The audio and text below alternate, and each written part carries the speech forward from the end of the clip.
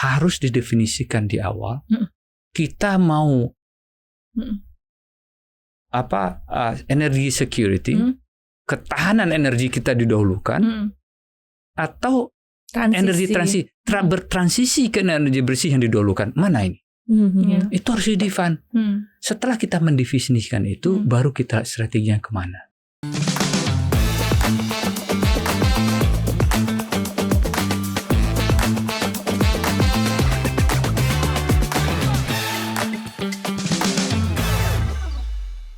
Ada pertanyaan lagi nih berarti Pak Archandra. Karena kalau dulu beberapa waktu lalu lah, nggak dulu banget gitu kan, kita ngomongin misalnya renewable energy gitu kan. Ini tampaknya emang sesuatu yang hot banget lah kemarin gitu kan. Aliran dananya semuanya mostly ya sudah mulai tadi kan sudah mulai beralih ke sana ya, dari energi fosil ke energi terbarukan, dan itu udah aliran dananya juga sudah terbentuk ke arah sana gitu kan. Dan ini juga isunya jadi lebih ramai. Ini maaf kalau saya salah gitu ya Pak, nanti mohon dibenerin.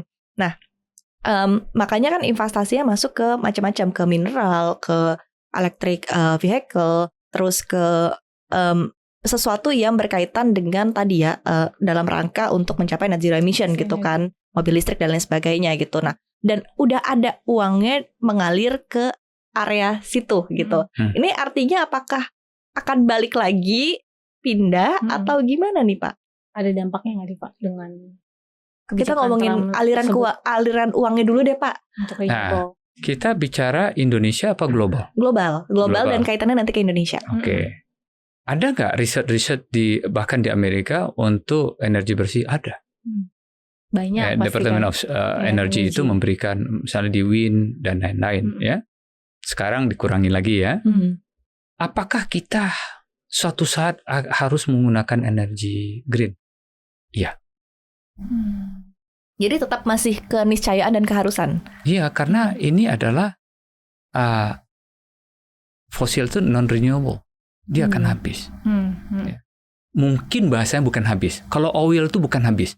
Ini term yang harus kita perbaiki. Apa, Pak? Ya.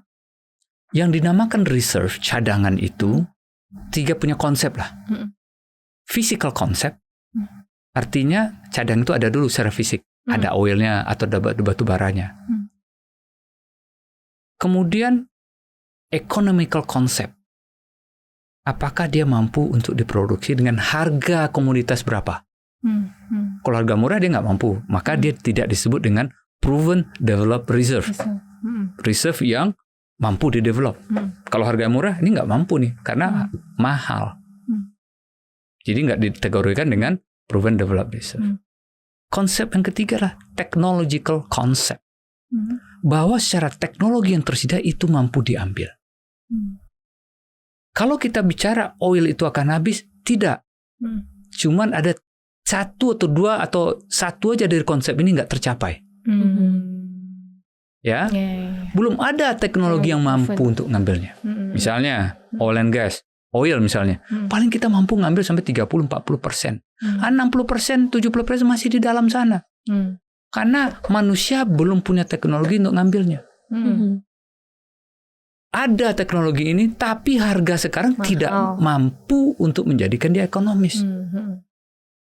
Ya, jadi bukan habis. Tapi harga cocok, teknologi ada, isinya ada. Mungkin nggak suatu saat habis. Benar 100% mungkin nggak? Kita nggak tahu, mungkin saja. Karena dinamakan non-renewable. Kalau gitu buat anak cucu kita apa? Yang renewable. Nah yang renewable yang mana? Lagi-lagi kita bicara tentang local wisdom. Nggak bisa kita, menurut hemat saya, apa yang dipakai di Eropa atau di negara lain, ditetapkan di sini renewable-nya. Gitu ya, Apa yang di Amerika sama di sini? Enggak, belum tentu. Bahwa kita akan ke renewable, saya sepakat. Walaupun saya berasal dari orang oil and gas, ya, tapi yang namanya renewable untuk kebaikan anak cucu kita ke depannya memang harus energi bersih. Terus choice-nya apakah harus meniru negara lain? Belum tentu. Kenapa? Negara lain belum tentu punya energi yang sama dengan kita. Misal angin. Apakah negara kita kaya angin? Hanya daerah-daerah tertentu. Tapi kalau kita ke Laut Utara, di Inggris, di Denmark, Kencang itu. di Belanda kencang angin di sana, ya kan? Iya. Kalau begitu, apa yang cocok di sini? Apa yang kita punya yang sustainable dan renewable? Geothermal misalnya. Yang negara, tidak semua negara dianugerahi Tuhan akan nikmat geothermal ini. Ini satu contoh. Apalagi geothermal banyak juga di Jawa, juga banyak ya pasarnya geothermal. Ya. Dan kita demand kita pusatnya juga sekarang di Jawa harusnya itu. Apalagi sekarang berkembang teknologi baru untuk geothermal ya. Nah, ini local wisdom kita. Harus kita ikutin apa yang terjadi di negara lain dengan ininya. Belum tentu. Kalau di Arab sana, di gurun, dia bikin solar PV. Iya, VLTS. Oh, cocok sekali. Iya. Kalau kita katulistiwa ya, Pak. Walaupun kata kita banyak hujan juga. Ya. Cuma berapa jam yang bisa untuk menyerap energi? Nah, iya. Mungkin 6 jam. 18 jam lagi. Iya. Sementara nggak mau kan, hanya bisa nikmati energi 6 jam. 18 jam nggak mungkin. Itu yang dinamakan intermittent. Nah, kita perlu base load yang terus-menerus. Behavior geothermal itu seperti batu bara. Dia bisa terus-menerus. Ini satu contoh. Ya. Kalau gitu Pak Chandra nih pro-nya geothermal. Enggak, ini secara tinjauan yang kita lakukan. Technical, commercial. Kalau air belum tentu juga ya, Pak. Air bisa sebagai batu bara juga. Iya, batu bara. Behaviornya lebih bagus lagi. Dia bisa mengikuti beban. Ya kan? Sayangnya, yang air itu sangat tergantung dari musim. Dan tergantung dari catchment areanya. Kalau hutannya digundulin, airnya sudah nggak ada. Ya. Kalau begitu ada nggak obat untuk semuanya? Nggak ada. Balik lagi. Pak, tadi menarik kan terkait juga transisi energi ya Pak. Maksudnya belum tentu transisi energi yang digaungkan negara barat itu bisa plek-plek sama juga dengan di Indonesia. Terkait juga dengan salah satunya juga isu batu bara ya. Maksudnya batu bara kan bisa dibilang dunia luar tuh sering menganggap batu bara ini kotor banget gitu ya Pak. Tapi di sisi lain kita nggak bisa menampilkan kita banyak nih Pak cadangan batu bara di Indonesia nih Pak. Nah ini gimana nih Pak untuk di satu sisi bisa nggak sih Pak kita tetap manfaatin batu bara kan gimana pun itu ada di kita, itu sumbernya banyak di kita, tapi ada isu transisi energi. Nah ini gimana nih Pak menyeimbangkannya nih Pak?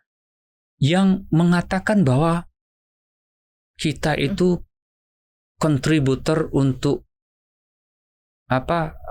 emisi karbon ini siapa? Barat. Coba kita lihat. 2-3 tahun yang lalu mungkin masih berlaku sekarang. Konsumsi batu bara dunia sekitar 8.000 juta ton setahun. 8.000 ya? 8.000 juta ton. 8 miliar. Ya, 8 miliar. Ya. Cina mengkonsumsi sekitar lebih dari 50%. 4.100 miliar ton. Juta ton setahun. Kita mengkonsumsi berapa? Cuma 200-an ya Pak, 200-an juta ton. Mungkin 150 ton. 150 juta ton. Jadi kalau juta yang kita buang kita 150. Cina berapa? 4.100 tadi, 4.000-an. Ya. Terus ini kemana ini? India berapa? Dia miliaran juga kan ya? 1.000-an, 1.100, 1.200 juta ton. Kita berapa? 150. Sekitar itu. Seluruh Afrika kurang dari 300 juta ton. Kita masih lebih di bawah rendah Afrika. Ini data. Silakan cek ya, atau bila perlu cek di ChatGPT dan lain-lain ya. Ada data per kapitanya juga kan Pak? Ada data per kapitanya. 3 juta kalau nggak salah. Kita itu 2,5 emisinya itu. ton per kapita. CO2 ya. Iya. 2, itu 2,5 kurang dari 3. Kurang ya. US di atas 5 kalau nggak salah. Rata-rata dunia itu 5. Berarti kan kita masih jauh di bawah. Kita masih ada kesempatan untuk naik nih Pak. Kalau yang lain Yang lain harusnya mengurangi, kita Nah, bisa. makanya harus didefinisikan di awal. Kita mau energi security, ketahanan energi kita didahulukan, atau energi bertransisi ke energi bersih yang didahulukan. Mana ini? Itu harus di-define. Setelah kita mendefinisikan itu, baru kita strateginya kemana. Tanpa melupakan bahwa energi bersih itu adalah sesuatu yang harus kita pakai. Tapi kapan? Ya. Dan bagaimana? Apakah harus bentuk yang satu? Enggak. Sesuai dengan apa yang kita punya. Enggak ikut-ikutan. Disesuaikan dengan sumber daya kita juga ya Pak, sumber daya yang ada di negara kita juga. Benar. Tapi tadi sih yang paling bisa di-highlight adalah sebenarnya kesadaran kolektif kita dulu ya Pak ya. Kita tuh posisinya di mana, kita itu mampunya apa, kita mau kemana, kita resource kita juga apa gitu ya Pak ya.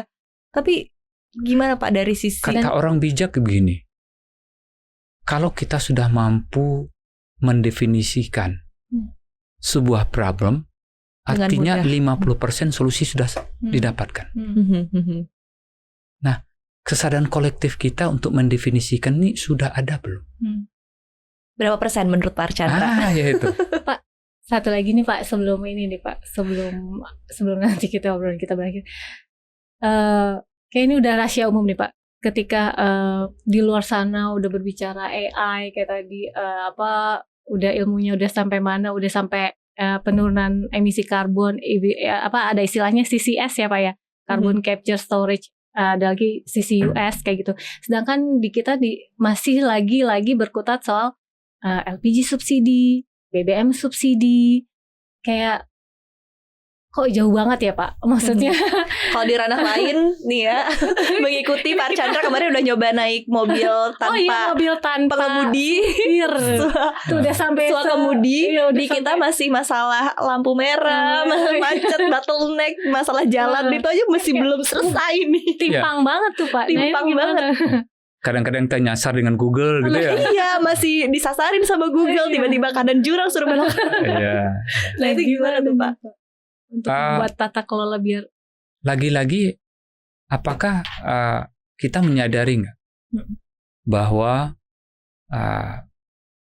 negara di luar sana sudah jauh lebih maju? Isu-isu yang mereka angkat bukan lagi isu-isu yang mungkin menurut mereka itu sudah bukan isu lagi. Itu sudah punya solusinya, udah masa lalu lah. Ya. Nah untuk itu kita akan mengejar ketertinggalan. Kalau kita mau mengakui bahwa kita tertinggal. Kadang-kadang kan kita juga menganggap enggak, kita nggak tertinggal. Kita punya GDP yang besar, kita sudah di G20 dan lain-lain gitu ya, dan mensejajarkan diri dengan negara-negara maju. Tapi kalau kita lihat secara mikroskop, banyak hal yang harus kita perbaiki. Nah ini kita punya nggak kesadaran ini? Kalau kita belum punya kesadaran ini bahwa ada hal-hal basic yang belum kita punya solusinya, ya. Sementara di luar sana dia bisa seperti itu karena yang basic ini mereka sudah punya solusinya, ya. Saya ulangi lagi misalnya, setiap perumahan harus pakai jargas, dan juga diberi kebebasan mau listrik mau. Nah ini kan beda. Mereka udah sampai kebebasannya udah. Bebas mereka pilih. Dan appliance atau perangkat-perangkat kompor di sana kita beli di ini, yaudah kita pilih yang mana, mau listrik apa yang mau ini, yang gas gitu kan. Terus orang Padang bilang, Pak, kalau listrik kita nggak bisa masak rendang katanya kan, karena ininya bisalah diakalin gitu ya. Tergantung kita mau apa. Tapi yang isu energi tetap menjadi isu dasar di negara lain yang juga mereka kadang-kadang struggle. Ya, walaupun mereka sudah bicara AI, tapi strategi energi mereka sudah lama didefinisikan. Dan kita bicara nanti bagaimana negara lain mencapai energi security-nya. Apa yang mereka lakukan? Bagaimana dengan Perang Dunia Kedua? Apakah itu bagian dari energi security? Bagaimana dengan OPEC? Apakah itu bagian dengan energy security? Bagaimana dengan OECD? Kenapa OECD itu terbentuk?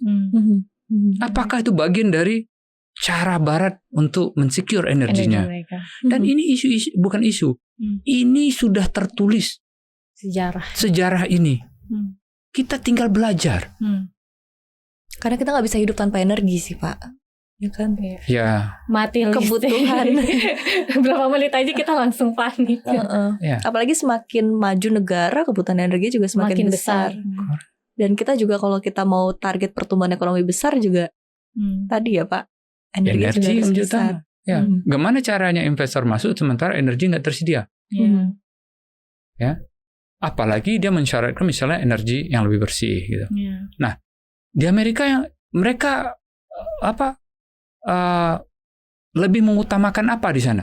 Kalau ini ada renewable, ada. Kalau kita memilih provider listrik, di sini kan PLN ya. Di sana banyak PLN-nya. Kita bisa tentukan, saya mau energinya dari wind. Ya kan? Nah, bisa kita pilih. Kemudian energy security mereka kalau untuk masa kelistrikan, apa yang mereka andalkan salah satunya? Gas. Karena harga gas murah di sana. Berarti apa? Local wisdom mereka ada di gas. Cocok nggak gas kalau di sini? Mungkin ya. Karena gas kita juga masih terbatas. Ya, hal-hal seperti ini harus menjadi kesadaran kolektif kita. Untuk menjadikan kita tahan atau ketahanan energi kita bisa tercapai. Wow, itu dulu tuh yang paling penting ya. Kayak kita harus bikin berseri nih dengan benar. Ini masih banyak yang belum dibahas ya. Kita belum bahas migas, BBM, belum bahas BBM, belum bahas mineral, belum bahas geopolitik. Kita undang lagi next time boleh ya Pak ya? Insya Allah. Kalau masih bermanfaat. Pasti bermanfaat Bapak. Tadi kita belajar kayak C3, C4, C1 itu yang mungkin yang kita pelajari waktu zaman SMA ya. Dan kita nggak tahu ini apa sih Pak. Lantai. Ternyata itu yang kita di balik polemik yang kemarin itu ada itu ya pelajaran-pelajarannya ya. Baik. Pak Archandra makasih banget udah hadir di podcast Cuap-Cuap Cuan. Banyak banget tadi insight dan juga wejangan wisdom yang kita dapat dari Pak Archandra. Tadi balik lagi ilmu juga pastinya. Tadi balik lagi ya seperti apa kita harus sadar diri dulu deh ya Pak ya. Paling penting tadi kolektif awareness-nya juga. Terus kita dari situ baru kita paham masalah apa yang kita hadapi dan kita bisa memetakan ya strategi-strategi untuk mecahin masalahnya tadi. Karena masalah kita banyak banget ya Pak ya. Itu dulu yang harus disadari. Kapan kita nggak punya masalah? Hidup ketika itu masalah mati kita Pak. Kalau sudah mati. Ketika kita mati. Nah beruntunglah kita masih punya masalah. Artinya kita masih hidup. Alhamdulillah. Wisdom terakhir dalam podcast Cuap-Cuan hari ini.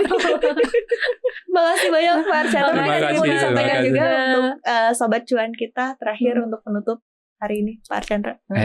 Sahabat cuan semua, terima kasih sudah mendengarkan cuap-cuap kita energi ya. Ambil yang bermanfaat. Kalau ada data saya yang salah, tolong dikoreksi. Silahkan di double check, baik itu di lewat Google atau apapun sosial media atau buku.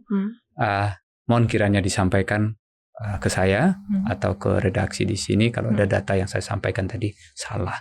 Kenapa? Kadang-kadang kita dalam mengingat sesuatu tentu ada lupanya ya. Kedepannya insya Allah kalau ada waktu kita akan membahas topik lain. Semoga nggak bosan. Enggak dong. Karena mewakili sobat cuan semua nih Pak. Biasanya isu energi itu ada terus bener. Dan jadi perbincangan umum. Dan sadar nggak sadar sebetulnya isu energi penting banget dan dekat banget sama sobat cuan kita semua sih Pak. Jadi pasti sangat berguna. Terima kasih dari Pak Archandra. Terima kasih semuanya. Terima kasih Pak Archandra. Terima kasih atas waktunya Pak Archandra. Terima kasih. Oke, thank you juga Mbak Wilda udah menemani di sini. Thank you sobat cuan semuanya udah menyaksikan kita semua di podcast Cuap-Cuap Cuan kali ini. Konten ekonomi seksi, tapi kali ini berganti menjadi konten energi seksi. Sampai jumpa di podcast berikutnya. Bye bye. Thank you.